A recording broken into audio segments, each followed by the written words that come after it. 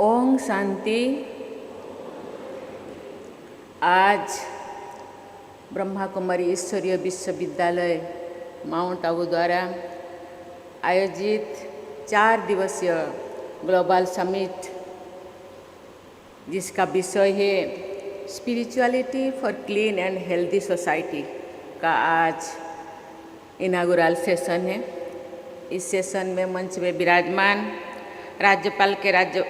राजस्थान के राज्यपाल श्री हरिभाऊ बागड़े जी, राजजगिनी मोहिनी बहन जी और जयंती बहन जी, राजजगी ब्रिजमोहन भाई जी और मृत्युंजय भाई जी, ब्रह्मा कुमारी परिवार के सभी राजजगी भाई और बहनों, देवियों और स्वजनों, स्वच्छ और स्वस्थ समाज के लिए आध्यात्मिकता विषय पर आयोजित इस ग्लोबल समिट में आप सबके बीच उपस्थित होकर मुझे अत्यंत प्रसन्नता हो रही है।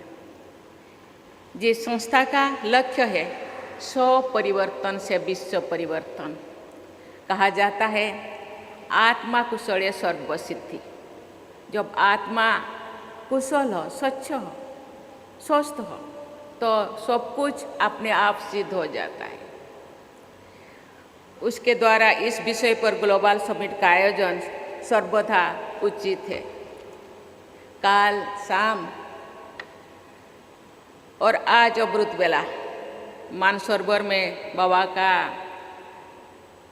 रूम में मुझे कुछ समय बिताने का सौभाग्य मिला।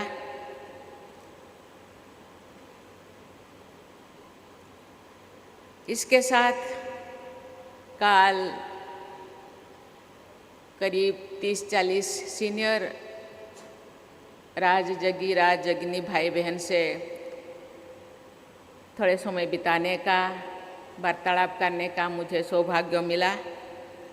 लेकिन राजजगी निर्मल भाई जी की कमी मुझे महसूस हुई। वे आजीवन मानवता के कल्याण के प्रति समर्पित थे। वैश्विक शांति और नैतिकता पर आधारित समाज निर्माण के प्रयासों के लिए उनको हमेशा याद किया जाएगा। मैं उनकी पुण्य स्मृति को नमन करती हूँ। देवियों और स्वजनों, आध्यात्मिकता का मतलब धार्मिक होना या सांसारिक कार्य का त्याग कर देना नहीं है। आध्यात्मिकता अर्थ है अपने भीतर की शक्ति को पहचान कर अपने आचरण और विचारों में शुद्धता लाना। मनुष्य अपने कर्मों का त्याग करके नहीं, बल्कि अपने कर्मों को सुधार कर बेहतर इंसान बन सकता है। विचारों और कर्मों में शुद्धता जीवन के हर क्षेत्र में संतुलन और शांति लाने का मार्ग है। ये एक स्वस्थ और स्वच्छ समाज के निर्माण के लिए भी आवश्यक है। ये माना जाता है कि स्वच्छ शरीर में ही पवित्र अंतःकरण का वास होता है। सभी परंपराओं में स्वच्छता को महत्व दिया जाता है। कोई भी पवित्र क्रिया करने से पहले स्वयं और अपने परिवेश की साफ सफाई का ध्यान रखा जाता है। लेकिन स्वच्छता केवल बाहरी वातावरण में नहीं, बल्कि हमारे विचारों और कर्मों में भी होने चाहिए। कहा जाता है, मेरे पूर्व राजजगिनी जयंती बहन, मोहिनी बहन, ब्रिज भाई, ब्रिजमोहन भाई, मृत्युंजय भाई सभी ने बोले हम परमात्मा के संतान हैं। परमात्मा विचित्र है, हम भी विचित्र हैं। स्वच्छ और शुद्ध स्वरूप है, हम भी स्वच्छ और शुद्ध है। लेकिन यहाँ आके हम अपने आप को दाग लगाए हैं। काम, क्रोध, लोभ, मोह, हिंसा, देश, गर्व, अहंकार का एक टेंटेड हुए। इसलिए उसी को स्वच्छ बनाना है। मैं जो बता रही थी आत्मा कुशले सर्व सिद्धि। जब आत्मा शुद्ध होगा सब सिद्धि हो जाएगी। अगर हम मानसिक और आत्मिक रूप से स्वच्छ नहीं है तो बाहरी स्वच्छता निष्फल रहेगी। आध्यात्मिक मूल्यों का तिरस्कार करके केवल भौतिक प्रगति का मार्ग अपनाना अंततः विनाशकारी की सिद्ध होता है, विनाशकारी ही सिद्ध होता है। स्वच्छ मानसिकता के आधार पर ही समग्र स्वास्थ्य संभव होता है। अच्छे स्वास्थ्य के कई आयाम होते हैं, जैसे शारीरिक, मानसिक, भावनात्मक और सामाजिक स्वास्थ्य। ये सभी आयाम परस्पर जुड़े हुए हैं और हमारे जीवन की गुणवत्ता को प्रभावित करते हैं।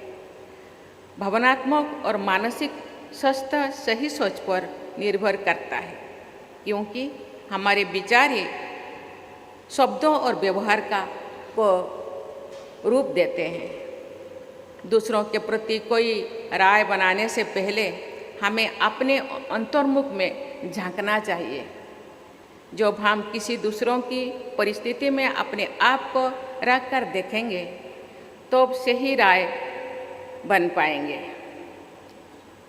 संत कबीर ने कहा था, बुरा जो देख उनमें चला, बुरा ना मिले या कोई, जो मन खोजा अपना, मुझसा बुरा ना कोई। हमारे पूर्वजों ने अंतःकरण की शुद्धता के लिए आहार की शुद्धता पर जोर दिया था। छांदोग्य उपनिषद में कहा गया है, आहार शुद्धो स्वच्छ शुद्धि, अर्थात आहार ही की शुद्धता से अंतःकरण शुद्ध होता है। शुद्ध आहार के लिए शुद्ध अन्न उपजना जरूरी है। शुद्ध अन्न उपजाना मिट्टी, पर्यावरण और स्वास्थ्य के लिए भी लाभदायक है।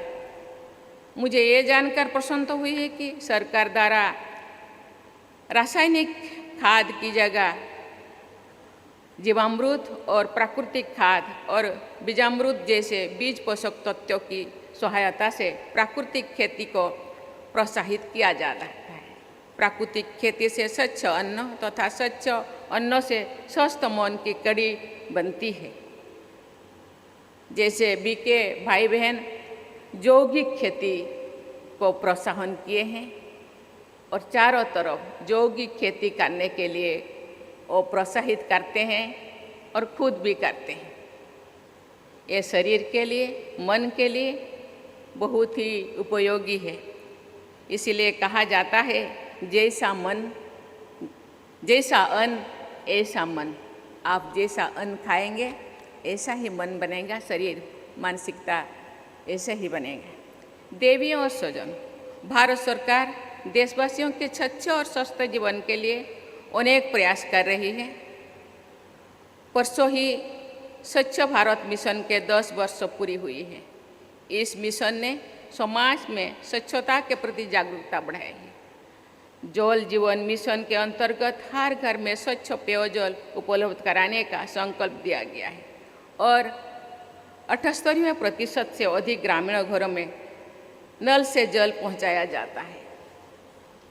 ये बहुत ही महत्वपूर्ण है, क्योंकि स्वच्छ जल केवल शरीर की स्वच्छता बल्कि संपूर्ण स्वास्थ्य के लिए अनिवार्य है। पिछले महीने ही 70 वर्ष से अधिक आयु के सभी नागरिकों को आयुष्मान भारत योजना के अंतर्गत चिकित्सा सुविधा प्रदान करने का निर्णय लिया गया है। सरकार ने इन सभी प्रयासों के उद्देश्य एक स्वच्छ और स्वस्थ समाज का निर्माण करना है। इन प्रकल्पों को सफल बनाने में जन भागीदारी का महत्वपूर्ण स्थान है। ब्रह्मा कुमारी ऐसे संस्थानों से ये अपेक्षा की जाती है कि आध्यात्मिकता के बल पर लोगों को स्वच्छ और स्वस्थ जीवन जीने के लिए जागरूक करते रहेंगे।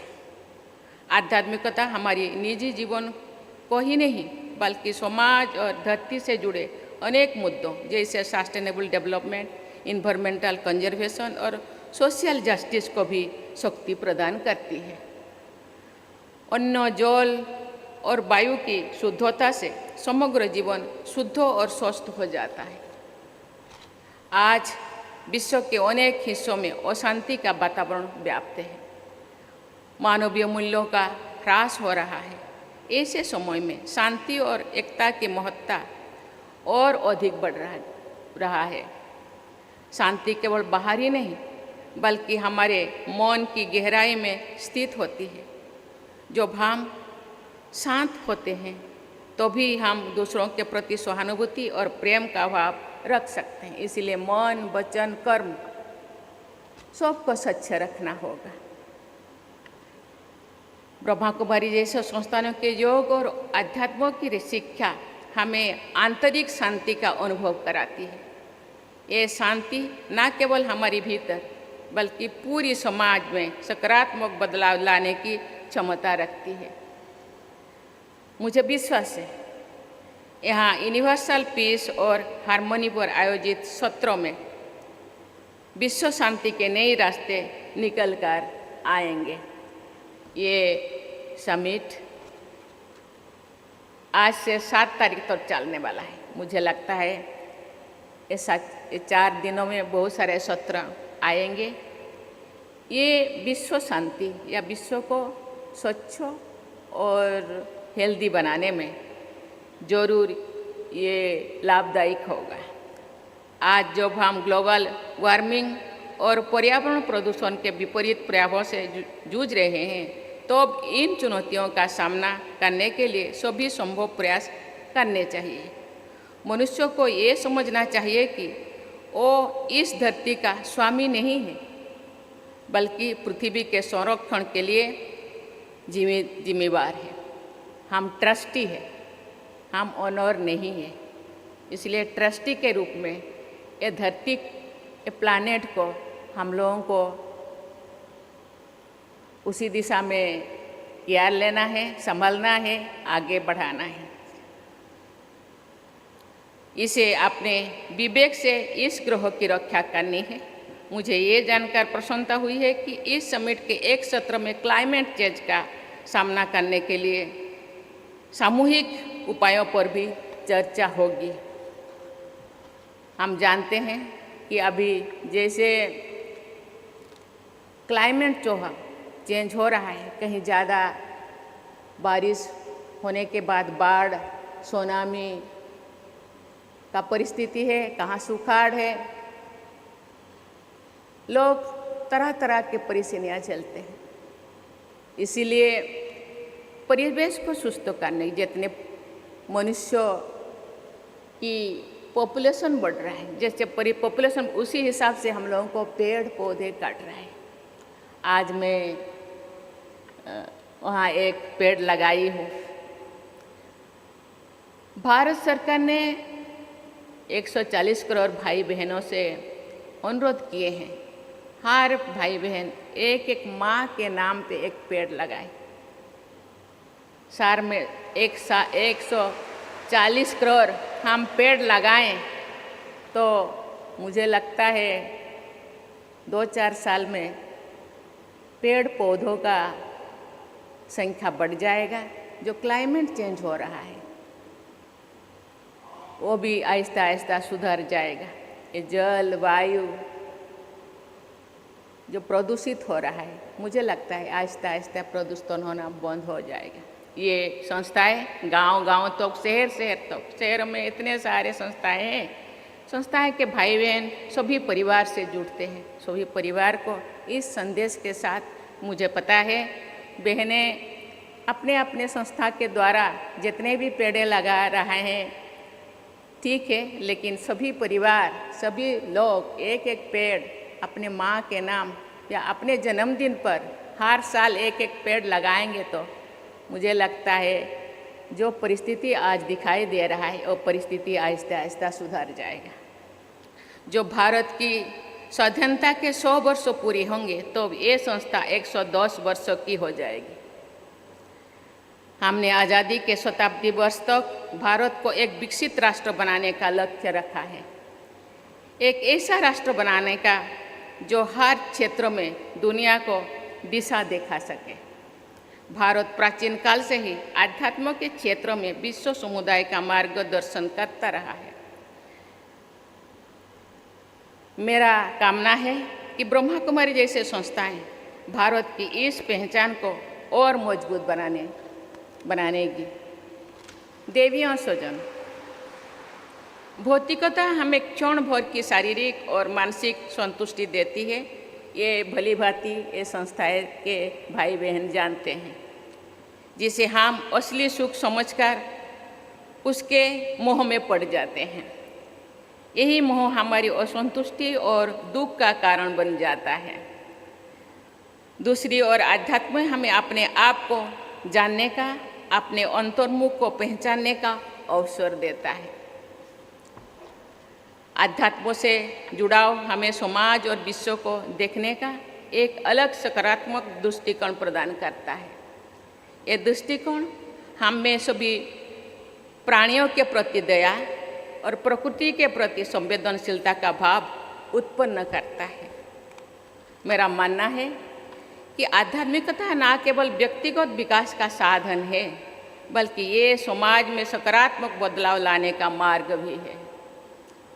जब हम अपने भीतर की स्वच्छता को पहचान पाने में सक्षम होंगे, तभी हम एक स्वस्थ और शांतिपूर्ण समाज की स्थापना में अपना योगदान दे पाएंगे। इसीलिए ये भाई बहन खुद के साथ साथ पूरा विश्व को शांतिपूर्ण, सुखदायी बनाने के लिए प्रयास कर रहे हैं। मुझे लगता है आपके प्रयासों से, आपके समिट से, आपके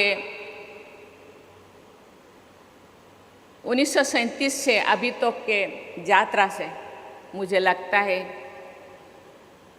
विश्व का परिवर्तन जरूर संभव होगा। कहा जाता है आप प्रयास करने से सब कुछ मिल जाएगा।